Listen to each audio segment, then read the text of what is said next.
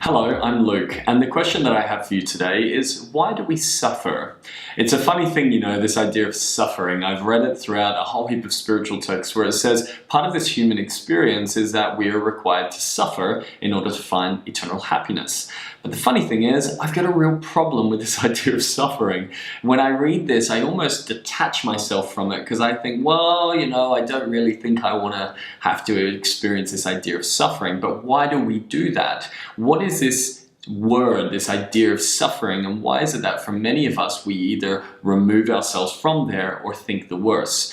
On the flip side to suffering, for me, when I think of the interpretation of what does suffering mean, I also think of the extremes of suffering. So war and poverty and persecution and famine and these real extremes of what suffering, this word suffering, could be. But maybe that's the issue.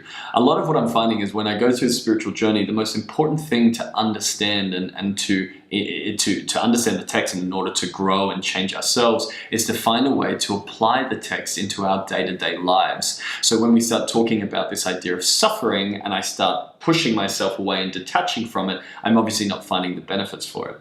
So I want to have a conversation with you today. Why do we suffer? That's the question. Why do we suffer? So in order to find that out, I've got to go through and have a look at what is suffering. But before I do that, I'm just going to label this chat with the fact that I understand there are existing extremes of suffering, and this conversation is not about necessarily finding a way to understand or clarify them because they are so much bigger than us. And maybe within this conversation we can find a small light towards it. But this conversation is about personal spiritual development. This is about the individual, every single one of us who experiences within our experience and in our form a version of suffering, and understanding what that is and how we can move through it in order to have a life that is more fulfilling and finding this supposed eternal happiness and joy that they speak about in the writings. So suffering, what is suffering? Where does it exist? As I said, for me, I've always understood suffering as being the extremes of it. But when I try and bring it back down and look at it on a day-to-day basis, I try and look around me and think, well, what is suffering? How do we see it? Well, firstly, what is suffering in terms of definition? It is a state of undergoing pain, hardship, or distress. That's kind of what the dictionary says. So pain, hardship, distress, and it's a state of undergoing that experience. Okay, that's interesting. So how do we apply it into our day-to-day lives? All right, for around me, nature, science, reality, what undergoes suffering? I mean, if we were to try and find different analogies of this, I've come up with a few thinking like winter. When we're in winter, the trees and the plants outside suffer. They lose their leaves, they experience a hardship of the weather that comes through, and they have to go through a downfall in this life of seasons that they live in.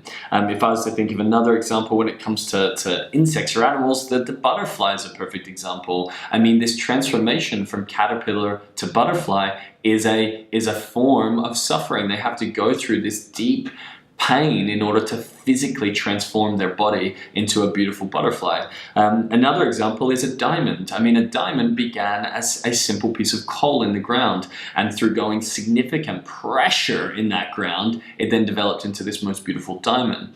But the funny part is, as I start going through these, suffering always ends with this beautiful kind of transformation or change that comes at the end of it. Another example, when I think of it in my day-to-day life, I think of something like gym. Dare it be a very crass example, but again, it's about finding in my world, how do I apply this idea of suffering?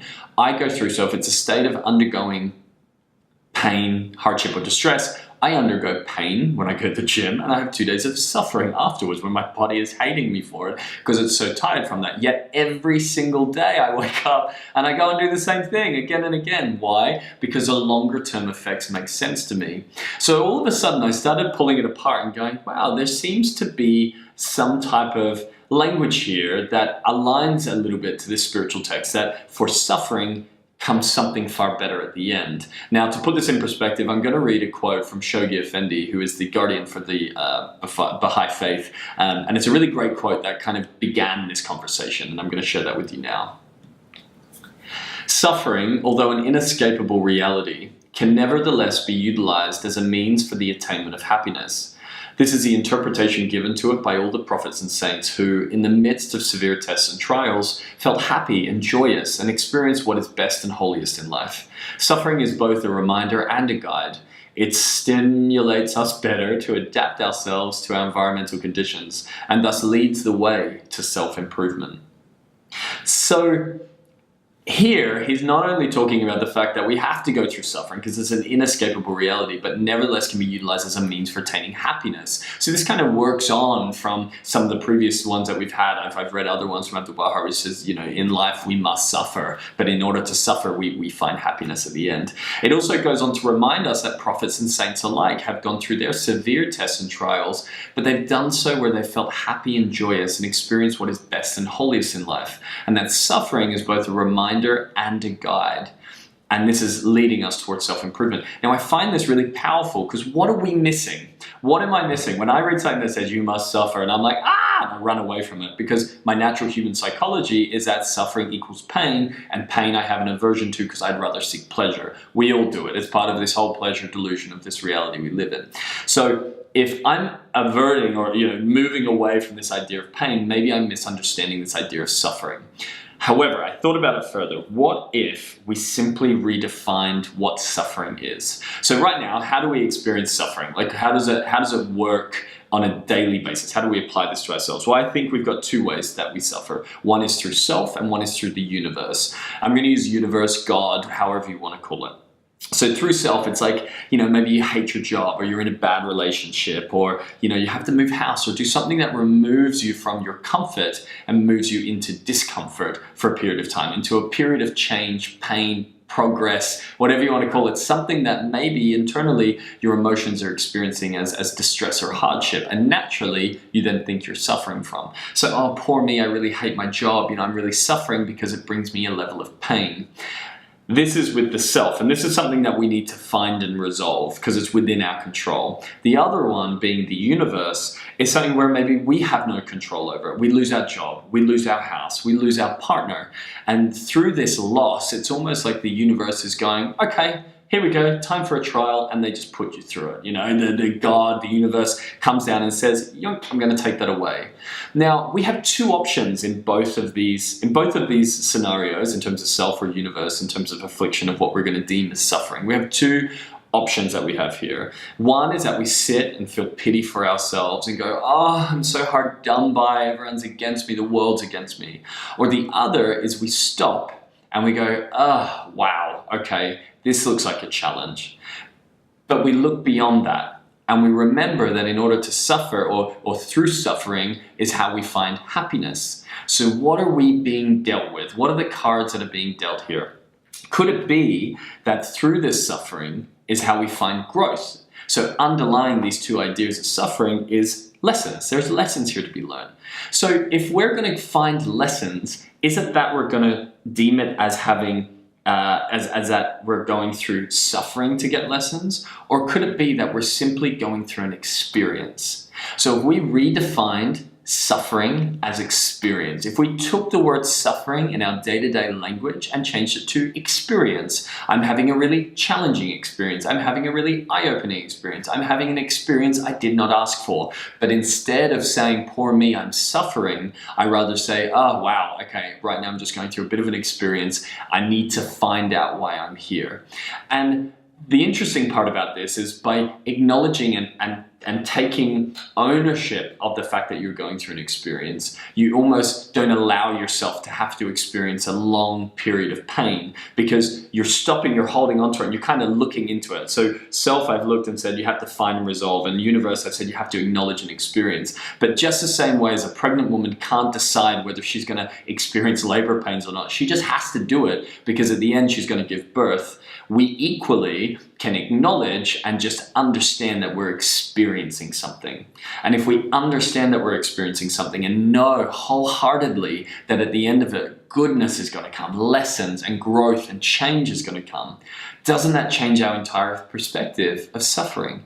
So all of a sudden we've gone from this suffering, which is extremes and this pain and this anguish, and instead we're not going to look at it as suffering, we're going to redefine it to experience. And if we go through life allowing ourselves to understand these experiences, then we allow ourselves to move a step closer towards more eternal happiness. Because with experience comes lessons, with lessons comes growth. So it's almost that suffering is a step change to growth, because suffering is no longer suffering, it is rather an experience. And in the same way as that tree that I spoke about in winter, as it loses its leaves, if that tree sat there and went, poor me, I'm losing all my leaves, then it's going to have one state or experience. But if rather that tree understood that it just has to withstand winter, because while it loses those same leaves as they move into spring are going to be the nutrients for the new leaves and new life that is coming its way.